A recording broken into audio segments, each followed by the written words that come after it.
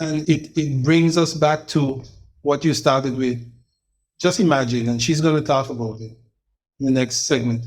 If her father was there in the home, a major part of her life would have been totally different. If her father was just there, he didn't even have to be 80% good father, present, good to a certain degree, involved in her life, showing her love, caring for her, providing for her with the simplest of needs, her life would have been totally different. Just imagine the amount of children, sons and daughters out there that don't have a father that cares for them and feel like nobody cares for them, going through situations like this, and probably even worse. Many stories that we would never hear about, all because fathers, so many fathers, have neglected their roles.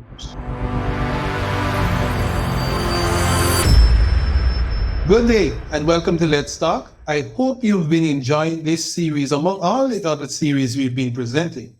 Of course, we are still dealing with the topic of Daddy, where are you? We are still in the testimony of a terrible life's journey. The testimony continues by saying, one day I made a conscious decision to make a better life for myself and my children. I was all they had. They did not have present fathers, as one was dead and the other tried to kill me. I was almost murdered by my son's father. He stabbed me several times in the neck because he felt if he couldn't have me, no one else will.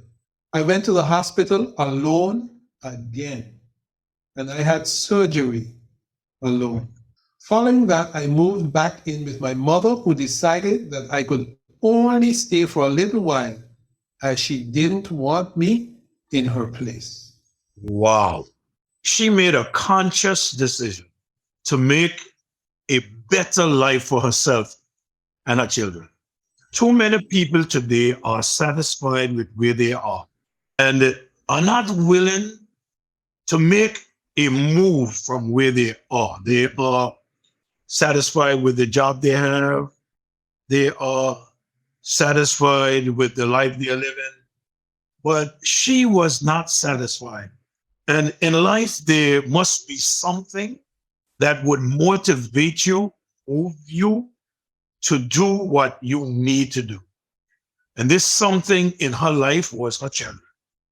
She decided she needed to make a better life for herself, to make a better life for her children. And she did not want her children to go through what she went through. She didn't drop off her kids.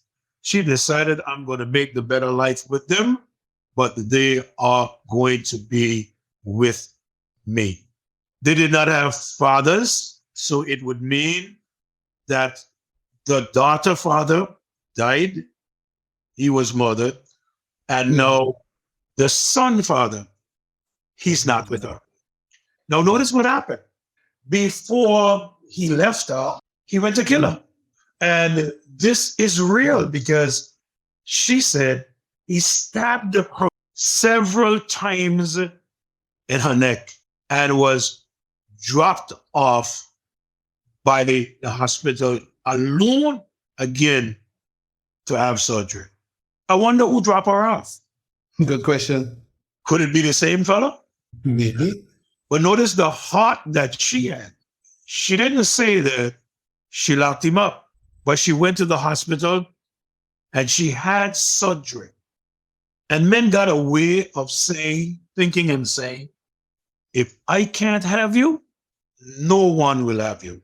And when you hear them say that, they mean, if I can't have you, I will kill you. So it seems like this fellow, he went to kill her.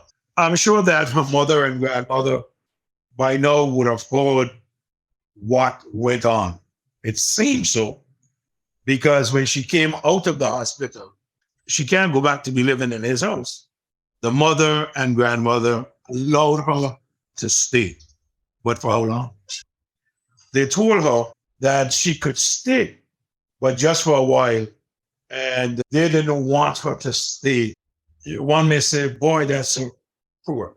I think it happens to this still Yeah. with people. Over to you, Pastor. Yeah, I'm just imagining the hardness of the heart of the mother. My daughter had a child, boyfriend murdered. She had a second child, almost stabbed to death, struggling with the two children, trying to stay alive. And you're not willing to let her back with open arms and do what you could do at this point to take care of her. That's tough, man. In my view, it's a real hard heart for a mother. You wouldn't expect such things from a mother. You would expect love that can be measured and compassion and all these things, especially after all this child went through. That wasn't the case. And like you said, I'm sure things like this happen nowadays.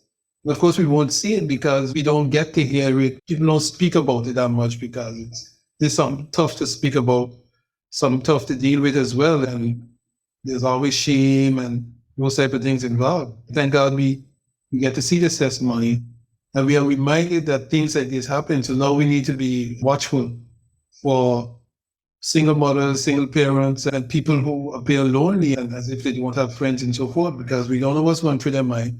We can't fully understand what they're going through. And not everybody deals with serious matters like this in such a way, seeking to survive. So we need to pay special attention to those that may be on the edge, on the fringes. Life is tough, and life is extremely tough for persons. And as fathers, I think that we need to put it back in our minds and to see where our children are. And if there's anything that we can do to help our children. But you know something? She was one that it seems like it doesn't matter how often she get knocked down, she would come right back up because there was something that was moving her. Notice what she did. She said, so as soon as I was able, I packed up and left my country for a land I did not know. Wow. She must have gotten in contact with somebody, either to buy a ticket for her and her kids, or she saved to get that ticket for her and her kids. And she must have heard, hey, life will be better for you over here. Maybe someone had a little job for her. And she packed up and she left her country and headed to a land that she did not know. She was not there before. She knew nothing about the land. Why she did that? She said, I was determined that my children would not face in their life what I did in mine. Notice what she said. There was no daddy for any one of us. In other words, no daddy for her, no daddy for her daughter, no daddy for her son. And she turned around and said, I was it. I had to be my own daddy. I had to be the daddy for my daughter. And I had to be the daddy for myself. When I read that testimony, I couldn't help but entitle the message, Daddy, where are you? And there are fathers out there today, Pastor Collins, whose children are going through some tough times. It may be even grandchildren that are going through some tough times. They are trying to see if they can make it on their own. But it seems like some of them are in quicksand. The more they twist, the deeper they go in. And all those of us who are fathers, oh, how our heart goes out to our children that are in need of help. My prayer today to fathers that we all would stop and pay attention to the fact that the child did not make the choice for any one of us to be his or her father. That choice was made by God. Children are an heritage of the Lord. And God is the one that gave us these children so that we could father them. And I'm speaking to fathers, but mothers the very same way, because her mom turned her back on her. Now, I am glad that she knew what was right, because she was not willing to turn back on her children. She realized that I am going to be mommy and daddy. But notice the next portion, Pastor. It says, moving to another country was anything but easy. I knew no one and needed to find work. My children and I struggled through many challenges in our lives. My son started doing drugs in school, and that tore me to pieces. He found himself in a gang, and I feared for his life day in and day out. Some days I didn't think I would survive. We all survived, but not without scars. Wow. The whole people said something, and I always remember what they say. They say, when it rains, it once. And here it is now, she goes to another country. She did not leave her children behind. God bless her. God bless her. She took her children with her, did not even know who to turn to. And being in another country, not having someone there to help you on your feet, she struggled through many challenges. What happened to her son on top of that, Pastor Collins? He was on drugs. He started taking drugs in school. He ended up in a gang, and she, of course, was fearful for his life. Could you imagine? Now you're out there trying to see how you can make ends meet, how you can make a better life for your child. He's growing up and he goes out there on drugs. Could you imagine? In my mind, I would begin to think, man, can it get worse than this? Yeah, exactly. What can I do? Everything I'm doing, it seems like everything is failing. And not only that, he did drugs, he joined a gang. So you could imagine him coming home or being with this gang, how this mom felt. I tell you, listen, this is one of the strong women who was able to go through all of this and still bounce out and be all that she is today. Man, when we get to the end of this, I am sure that her testimony will many that are going through a tough time and tell them that this is not the end of the world. Trust in the Lord with all your heart and lean not unto your own understanding. In all your ways acknowledge him and he will direct thy path.